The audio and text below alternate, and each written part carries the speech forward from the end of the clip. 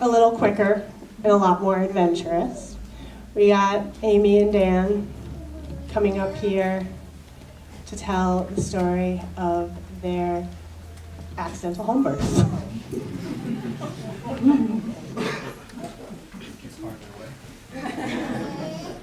Well, planned home birth. Accidental, unassisted. All right, I got first lines. 10:32 p.m. I checked in with Amy and told her that the midwives were on their way. Amy was clearly occupied with the no longer described as crampy contractions and pacing around the house. I think things are moving much more quickly than I thought. Okay, what does that mean? It means you should call the midwife back and tell her that things are moving much more quickly than I thought. 10:35 p.m. Hi, Beth. It's Dan. Amy says things are moving more quickly than she thought. Amy, what do you mean by quickly? I mean intense. I mean quick. I mean intense and quick. Hi, Beth. She says the contractions are intense and quick. So, sounds good. See you when you get here.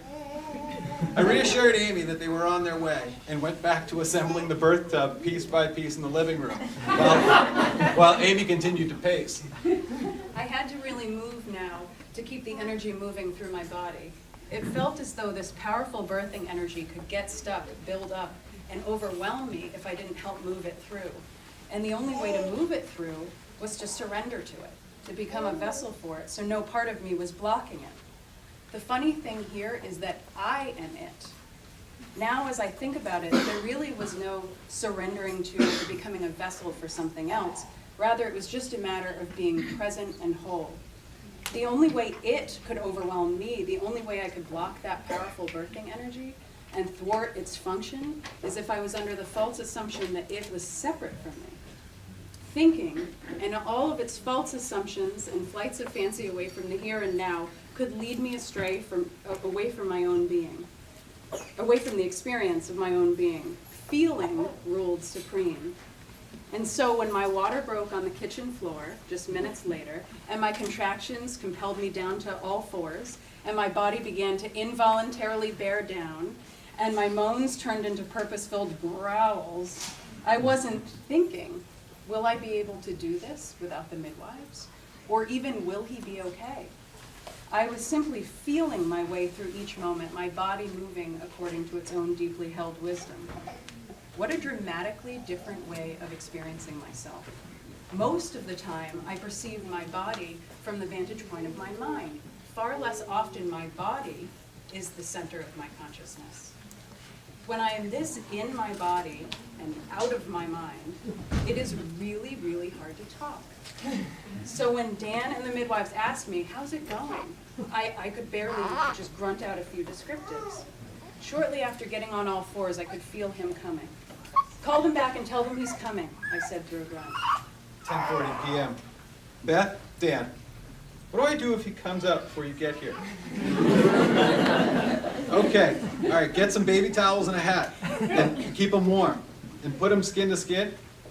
Okay, hurry, I said. Bye. I told Amy that I talked to the midwives and rushed away to get the suggested supplies.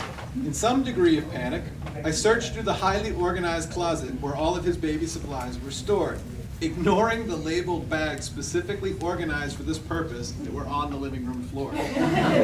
Baby towels, baby towels. I ran back into the living room and unfurled one of the towels I just got. Zippers, I said. These have zippers. I have to get other ones. No, just be with me here now, I pleaded. Hold on. They told me I have to get baby towels, and these ones with zippers won't work. I ran to the closet and frantically pulled out anything that looked like it would work and checked for zippers. This'll work, I told myself. I got back into the living room, and Amy was still on all fours, but now making some sort of animal noises. He's coming. Wait, 10:48. Oh, 10:48 p.m. He's coming. What do you mean he's coming? There's the head, I said, reaching down. Get him, get him. I grabbed Dan's hand, replacing my own. I could feel the top of his head.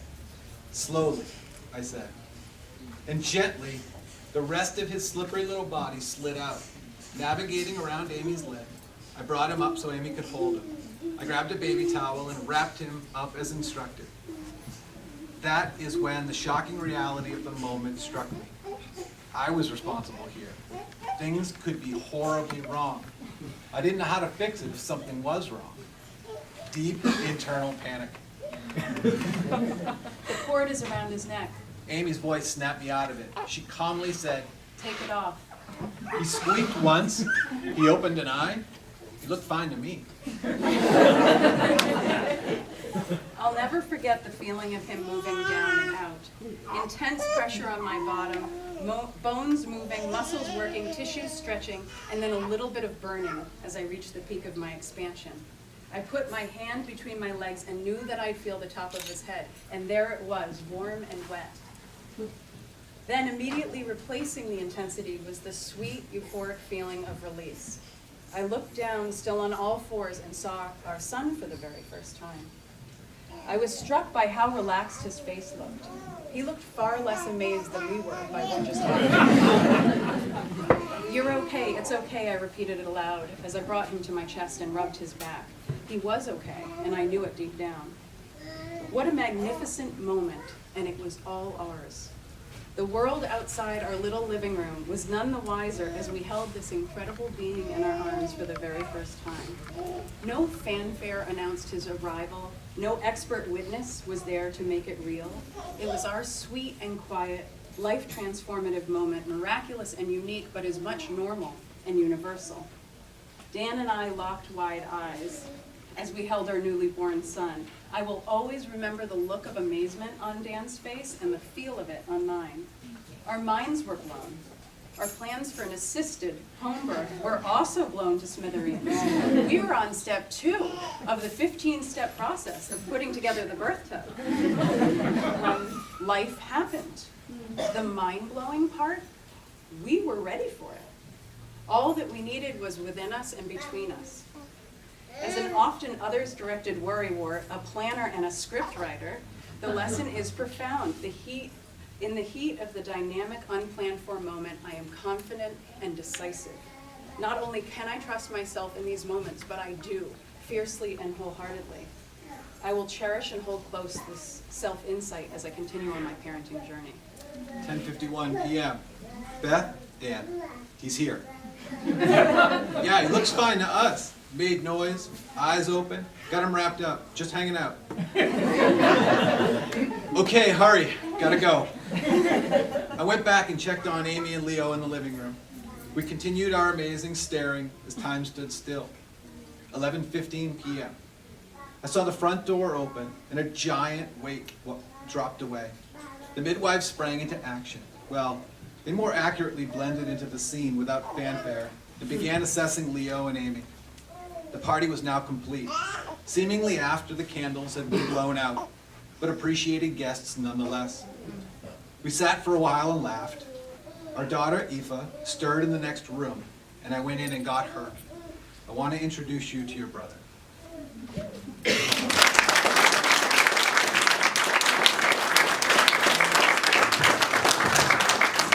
This is amazing. I should do this someday. I know, that's my mother, very excited for a grandbaby. We're missing a few vital pieces, though, like a partner. If anyone wants a job, see me after. We want to thank our partners again, the Boston Doula Project, the Sextacular Show, Planned Parenthood League of Massachusetts, Mama and Me in Jamaica Plains, ABCD Health Services and Family Planning Program, and Middle East Restaurant.